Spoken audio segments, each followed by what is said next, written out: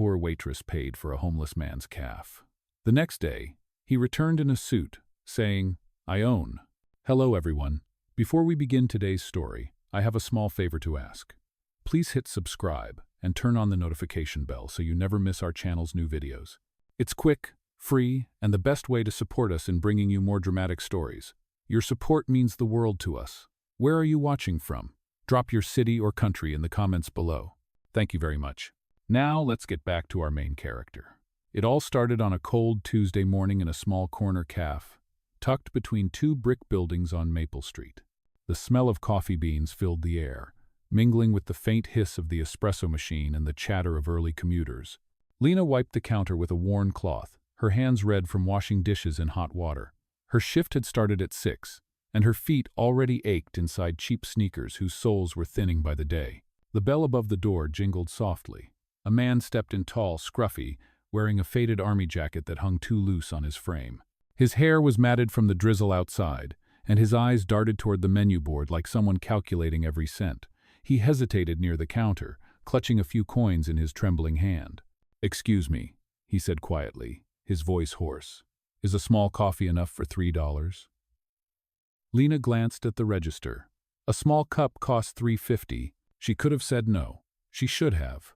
Rent was due tomorrow, and her tips barely covered her mom's medication. But something about his cracked voice, maybe the exhaustion behind it, stopped her. "Don't worry about it," she said, punching the order in and sliding the cup toward him. "It's on me." His eyes widened. "I can't let you." "You can," she interrupted softly, smiling. "Everyone deserves a warm cup once in a while." He looked at her like he wasn't used to kindness anymore. Then nodded, murmured, "Thank you," and carried his cup to a corner booth. For a moment, she watched him warm his hands around the paper cup, steam rising between his fingers. Then her manager called, and she turned back to her shift. The day dragged on. A broken coffee grinder, a customer complaint, another table left without tipping. By closing time, Lena's wallet was lighter than ever. As she locked the cafe door, she saw the same man across the street, sitting under the bus stop shelter, the cup still in his hands, empty now, but he was staring at it like it meant something. The rain came harder, turning the sidewalk into mirrors of city lights. She wanted to offer him her umbrella but hesitated. She had her own problems, her own storms. Still, as she walked away, she whispered to herself, "I hope he finds warmth somewhere."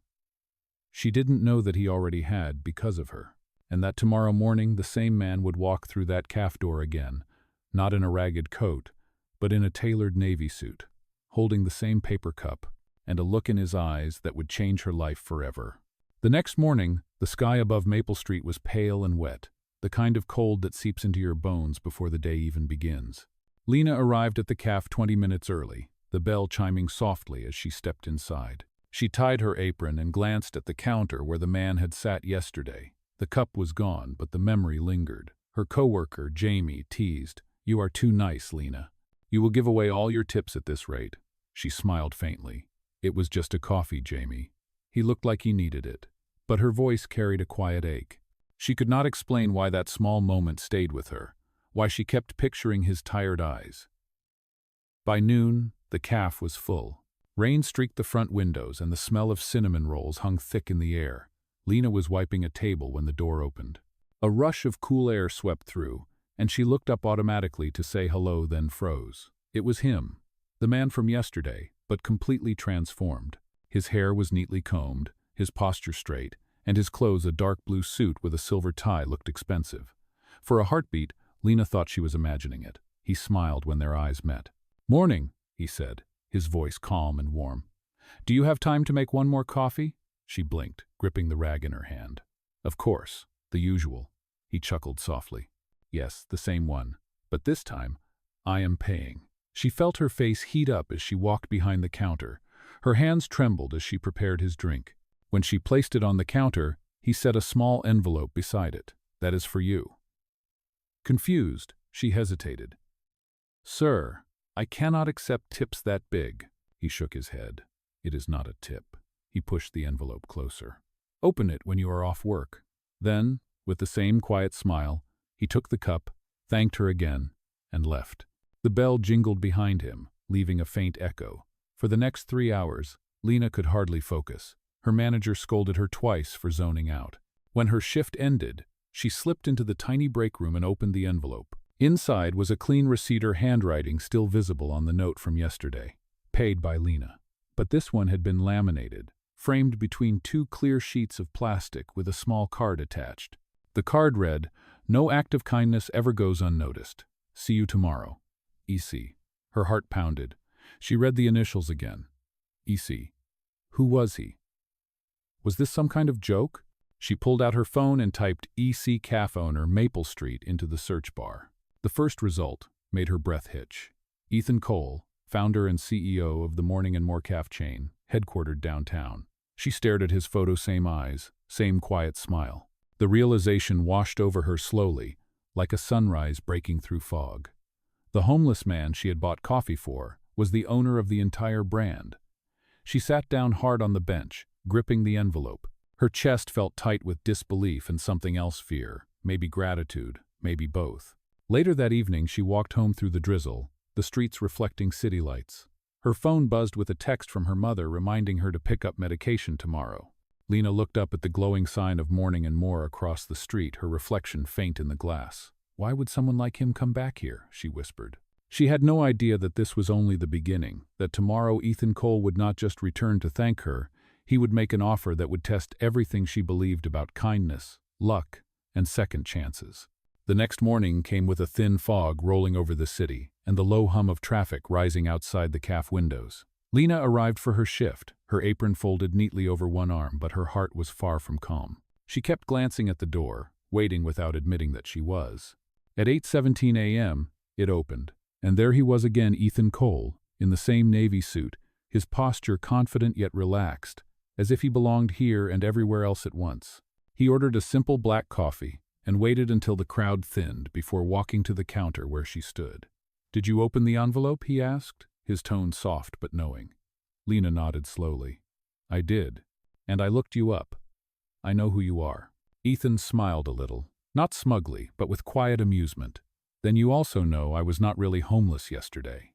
She crossed her arms, part defensive, part unsure. Why pretend to be? Ethan leaned against the counter, eyes steady on hers. "Because you can learn more about people when they think you have nothing to offer them. Yesterday, you did something most people would not. You gave without expecting anything. That is why I came back." Lena felt heat rise in her cheeks. "I did not do it for attention. I just thought you looked cold." "And that," he said, "is exactly what this company has been missing." He reached into his briefcase and pulled out a cream-colored envelope with the Morning and More logo embossed in gold. "I am offering you a trial position at our headquarters," he continued, Community Relations Assistant. "It is a new initiative focused on training employees to treat every customer with dignity." Lena blinked, too stunned to answer. "Me? I do not even have a college degree." Ethan's gaze softened. "I am not hiring a degree. I am hiring heart." He slid the envelope toward her. "If you are willing, I want you to start Monday." Her breath caught, words stuck in her throat. She stared at the letter like it might disappear if she blinked. "I do not know what to say," she murmured. "Just say yes," Ethan replied, smiling. He left before she could think of a reason to refuse. For the rest of the day, Lena worked like she was floating through a dream. Jamie noticed. "You look like you just won the lottery," he joked. She laughed nervously. "Maybe I did. I am not sure yet." That night, back in her small apartment, Lena sat at the kitchen table beside a flickering lamp, rereading the letter again and again. Her mother's cough echoed from the next room, a reminder of every unpaid bill stacked on the counter. She looked down at the company letterhead, tracing her name written in careful black ink. "A trial position," she whispered. It could change everything. But another voice in her mind whispered back, "What if I fail?" She pressed her hands to her face and exhaled slowly. For years she had been stuck in survival mode, working double shifts, skipping meals, saving every cent, never daring to dream beyond the next rent payment. And now, this man, this CEO, wanted her to step into a world she had only served coffee to. Around midnight, she finally stood, walked to her nightstand, and opened the small wooden box she called her box of kindness. Inside were all her tiny reminders of good deeds, bus tickets, notes, a folded receipt. She added the letter from Ethan to the box and whispered, maybe this is where kindness comes full circle. As she lay in bed, staring at the cracked ceiling, she felt something shift deep inside her. Hope. Real, frightening, fragile hope. She did not know what Monday would bring, but for the first time in years, she wanted to find out. Monday arrived crisp and clear, the kind of morning that made the city look hopeful even through its traffic and noise. Lena stood outside the gleaming glass tower of Morning and More headquarters, clutching a tote bag and the letter that had changed her week. She had barely slept, replaying Ethan's words in her head until dawn. Now, as she stepped through the revolving doors, she felt both small and strangely brave. The lobby smelled faintly of roasted beans and expensive polish. Behind the reception desk, a woman in a tailored blazer smiled politely. "Good morning. Can I help you?" Lena's voice came out softer than she intended. "I am here for the new community relations program. My name is Lena Porter." The receptionist typed quickly, then nodded. "Yes, Mr. Cole's assistant will take you up." Within minutes, Lena was in the elevator, her reflection surrounded by glass and chrome. Her heart thudded.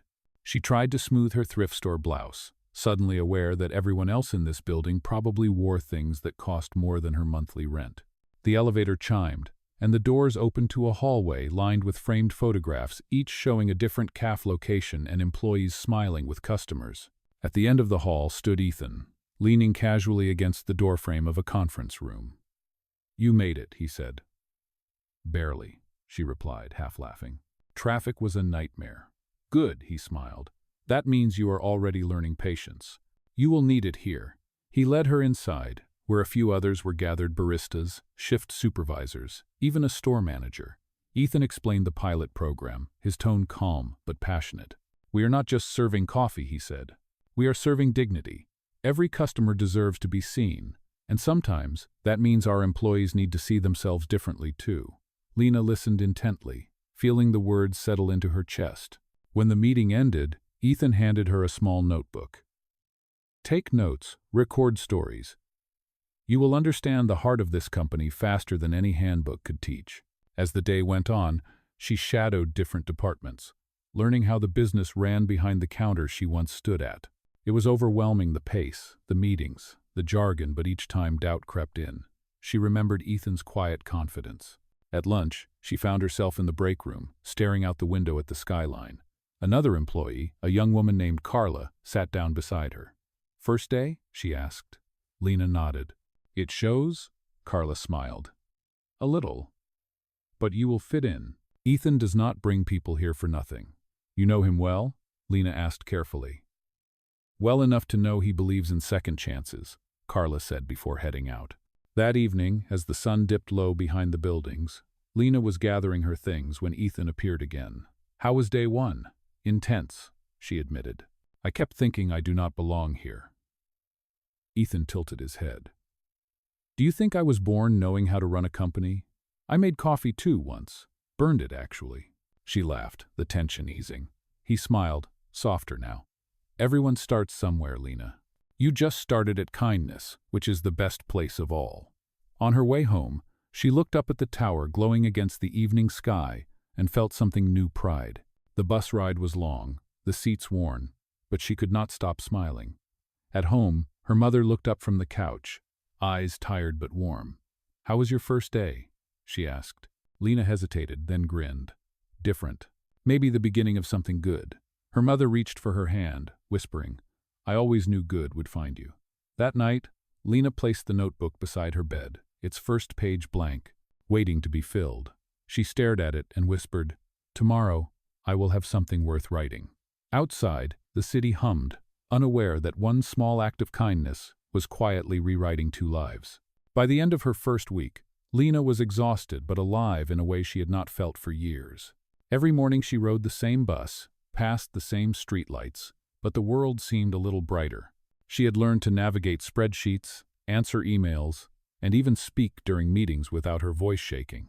Yet the best part was still the afternoons, when Ethan would stop by her desk with 2 cups of coffee and ask, "How is the heart today?" It became their small ritual. One evening, after most employees had gone home, Ethan invited her to join him in the rooftop garden. The city stretched below them, lights flickering like constellations. I built this place to remind myself where I started, he said, hands in his pockets. Before all this, I worked the counter at a diner just like you. I was 23, broke, and invisible. Someone once paid for my meal when I could not. I never forgot that. Lena turned to him, the wind tugging at her hair. So that is why you go undercover? Ethan nodded. Kindness is the only thing worth testing. His words stayed with her long after she left. Over the next few weeks, Lena found herself changing. She was no longer the nervous waitress, afraid to speak up. She started helping new hires, suggesting ideas for community outreach, and collecting small stories from customers who had been treated with compassion. Ethan encouraged her, often saying, "You see what others miss." One afternoon, during a company event, Lena was asked to share her experience. Standing at the podium, her palms slick with sweat, she began, "A few months ago, I gave a stranger a cup of coffee. I thought that was the end of it, but it turned out to be the beginning of everything." The audience listened in silence as she spoke about how small kindness can ripple farther than we imagine. When she finished, they applauded, but the only person she looked for was Ethan. He smiled from the back row, a quiet look of pride in his eyes. After the event, reporters wanted to photograph them together. Lena felt shy, stepping slightly aside, but Ethan placed a reassuring hand on her shoulder and said, "Do not hide from the good you have done." That night, he walked her to the elevator. "You did great," he said. "You told the story better than I ever could." She smiled. It was not just my story. There was a pause, the kind that holds unspoken feelings. He cleared his throat and looked away. "Lena, I have been thinking about expanding this program. I want you to lead the pilot team." Her eyes widened. "Led? Me?" He nodded. "You have the heart for it. And the courage." She did not know what to say. Gratitude and disbelief tangled in her chest. "I do not know if I can." "You already are," he said softly. As the doors closed, Lena caught her reflection in the mirrored walls. Same girl, same brown hair, but her eyes were different. They held light now. The next morning, she arrived early to prepare for the new project. She brewed a pot of coffee, wrote "Kindness starts here" on the whiteboard, and waited for her small team to arrive. While she worked, a messenger dropped off a small package on her desk. Inside was the same paper cup she had given Ethan months ago, now framed in clear glass. A note rested inside it. "You started this. Never forget it." Her hands trembled as she read it, tears blurring her vision. She whispered, "He kept it." For the rest of the day, she could not stop smiling. Somewhere deep down, she knew this was no longer just a job or an act of gratitude. It was a connection, a quiet thread between two people who had met through a $3.50 cup of coffee and found something much rarer than luck: purpose. Weeks passed and the program flourished under Lena's care. What began as a small initiative inside Morning and more slowly transformed into a company-wide movement. Employees started sharing acts of kindness online. Customers wrote letters about the baristas who remembered their names or bought coffee for strangers.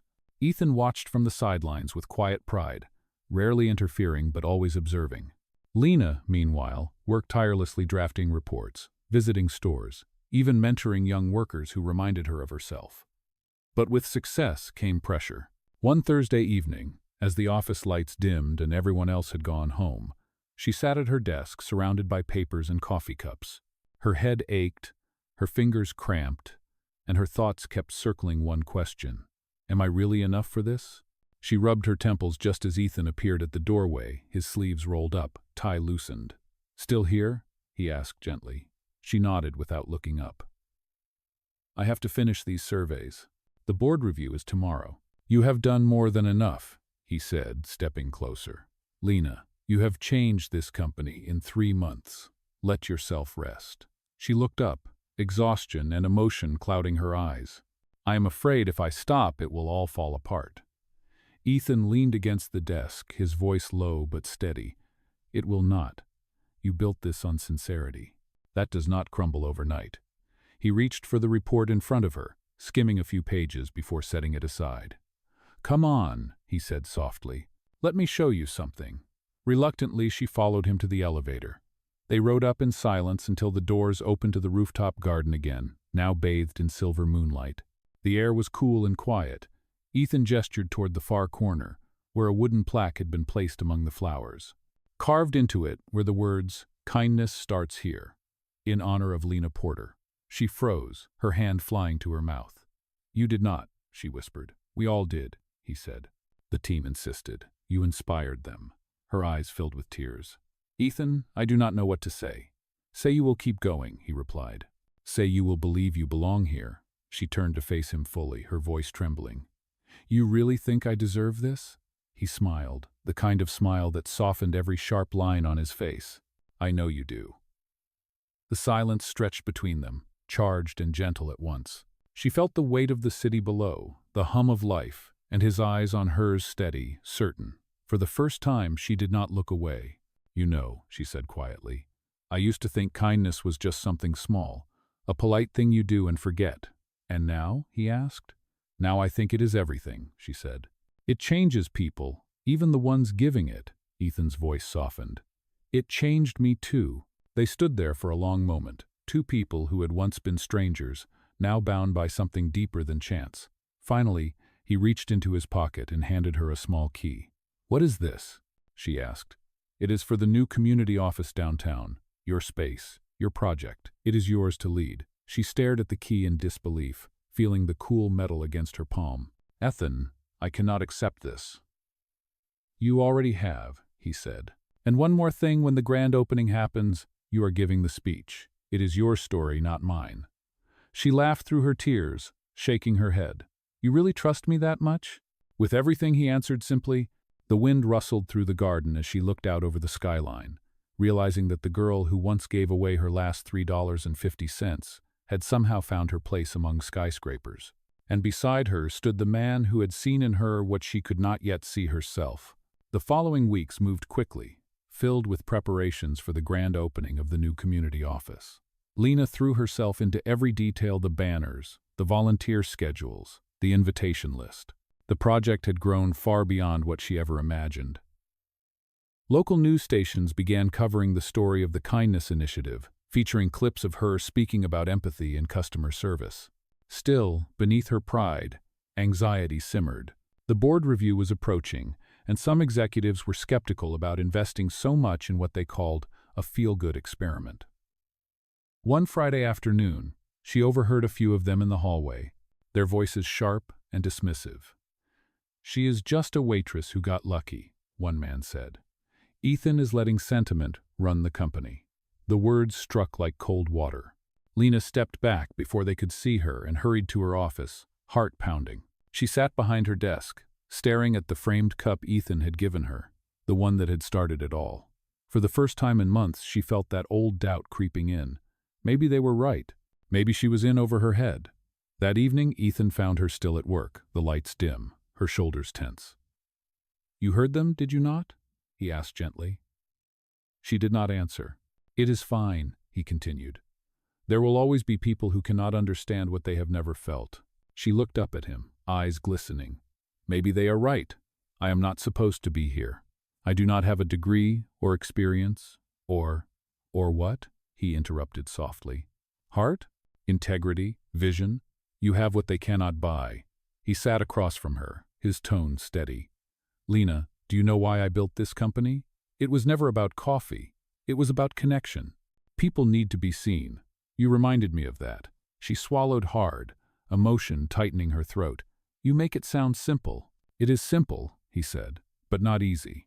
The silence that followed was heavy but comforting. Then, as if deciding something in his mind, Ethan stood. Tomorrow, the board meets at 10. I want you there with me. You are presenting the report. Her eyes widened. Me? No, Ethan, I cannot. You can, he said firmly, because no one can tell this story better than you. The next morning, Lena stood in the boardroom, palms damp, heart racing. The long table gleamed under the bright lights, surrounded by serious faces in dark suits.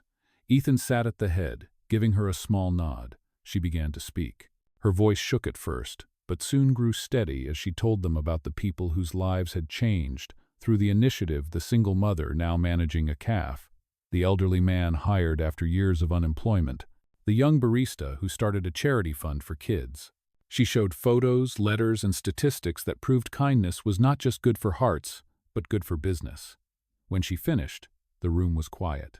Then, one of the older board members leaned forward and said, Miss Porter, this may be the most meaningful presentation I have seen in years. Applause followed, hesitant at first, then genuine.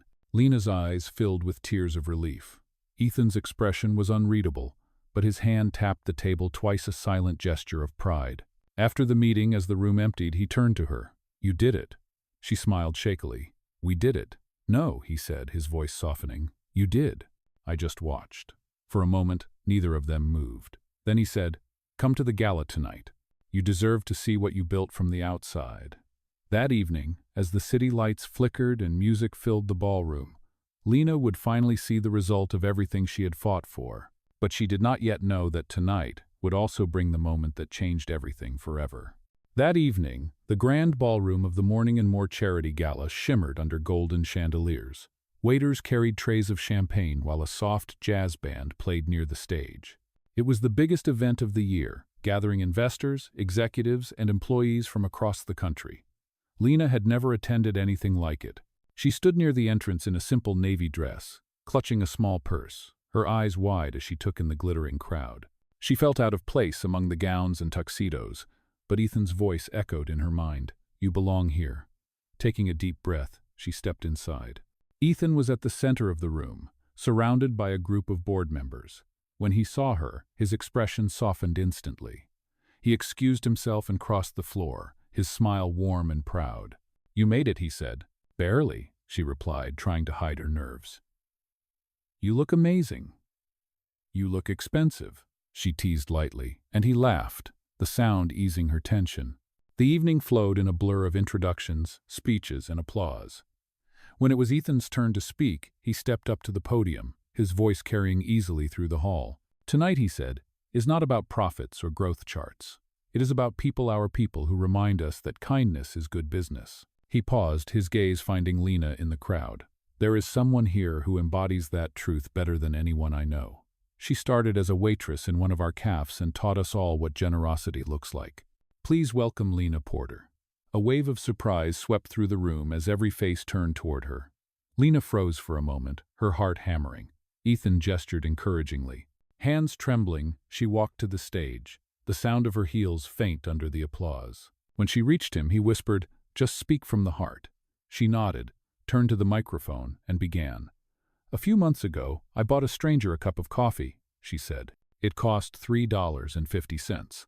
I did not know that small act would bring me here, standing in front of all of you. I thought I was helping someone for a moment, but it turned out he was helping me for life." The room fell silent.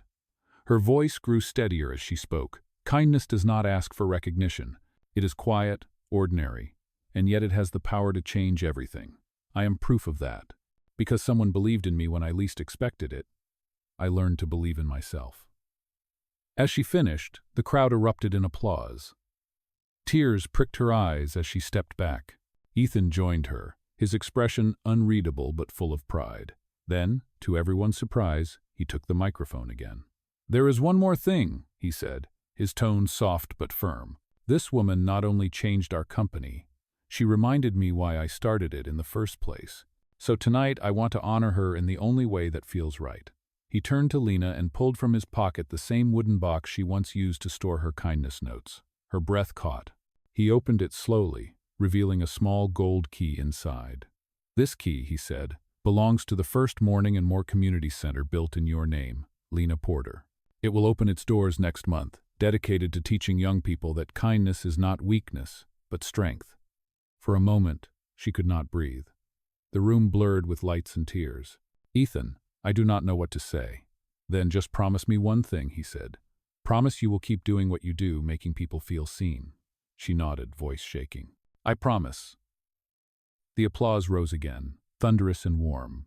As the crowd celebrated, Ethan leaned closer, his voice barely above a whisper. "You see, Lena, that coffee you gave me, it was never about the drink. It was about hope. And tonight, hope has come full circle." She smiled through tears, realizing that the man she once thought was lost had, in fact, found her. And somehow, they had both been saved by the same simple act of kindness. The weeks after the gala felt almost unreal for Lena. The story of the Kindness Initiative spread quickly, appearing on news stations, morning talk shows, and even business magazines that once dismissed her as a lucky waitress. The Morning and More Community Center opened its doors on a bright Saturday morning, and crowds filled the street to watch the ribbon-cutting ceremony. Children from local schools, CAF employees, and families who had benefited from the program all came to celebrate. Lena stood on the small stage, the golden key from Ethan glinting around her neck on a delicate chain. When she spoke, her voice was steady and warm. "This place is not about me," she said. "It is about all of us, the people who believe that one small act can start something big." The audience applauded, but she barely heard them. Her eyes found Ethan standing near the back, hands in his pockets, watching her with quiet pride. After the ceremony, he joined her in the courtyard where the sun poured through the trees. "You handled that beautifully," he said. "I almost believed you were not nervous." She smiled. "That makes one of us." They walked together through the center's main hall, passing walls lined with photos and thank you notes from people whose lives had been changed. On one wall, near the entrance, hung a framed display of a familiar object, the $3.50 receipt from that rainy day months ago. Beneath it was a small plaque that read, "The cup that started it all." Lena stopped in front of it, her eyes misty. "It feels like a lifetime ago," she whispered. "It was the beginning of everything," Ethan said. "Do you ever think about that night?" "Every day," she answered softly. They stood in silence for a moment before she turned to him. "You know, I never asked what made you come to that cafe that day. You could have chosen any place." Ethan's smile turned reflective. "Maybe I was looking for something real. Maybe I just needed to remember what humanity felt like." He looked at her, eyes gentle, "And I found it."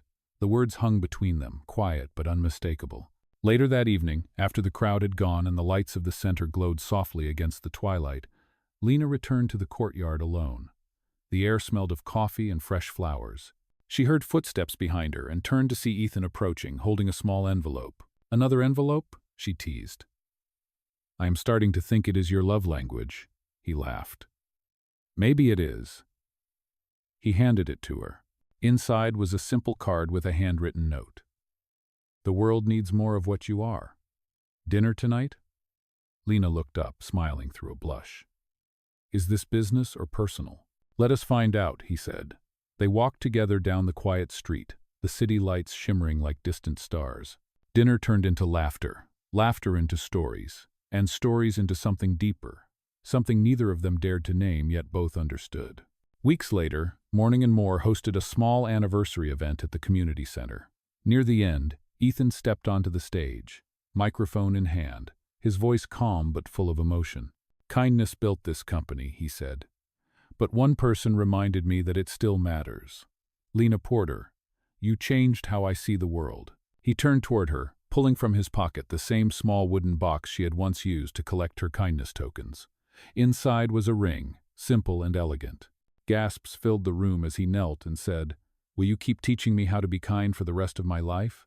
Tears filled her eyes as she whispered, "Yes." The room erupted in cheers and applause. As Ethan stood and kissed her hand, she laughed through her tears. The framed coffee cup shone in the background, catching the light. A moment born from $3.50 had come full circle not as a lesson, but as a life. And as the music swelled and the crowd clapped, Lena realized that true wealth was never about money, but about the hearts we touch and the love we give back.